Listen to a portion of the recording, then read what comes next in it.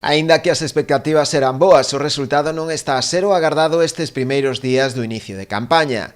As capturas de polvo son escasas. Nos 2 primeiros días apenas se subastaron na lonxa de Ribeira uns 2.200 kilos. Por desgracia non empezamos ben.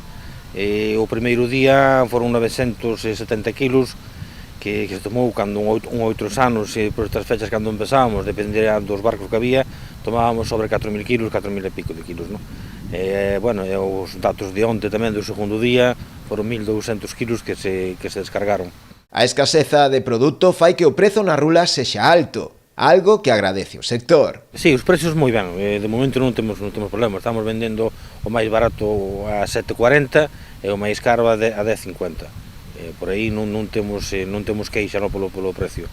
Pero bueno, isto tamén é moito debido a que hai demanda, hai pouco produto de momento, bueno, a ver se animan algún barco máis, pois canto máis barcos vayan, pois máis iremos collendo, non? E como di o refrán, ano de pouco polvo, ano de nécora. Sí, nécora, para ser os primeiros días, que ainda non empezou moita barquería, ou polo menos na nosa parte de aquí de Ribeira ainda non empezaron moitos, bueno, pois está tendo un precio tamén bastante asequible, a máis barata a 11 euros e a máis cara a 30 euros, depende do tamaño e da calidad do produto, pero, bueno, de momento están collendo bastante, os poucos que están indo, e vamos a ver daqui para diante a que se dedica máis, se a nécora, se o pulpo, depende como estea a pescaría.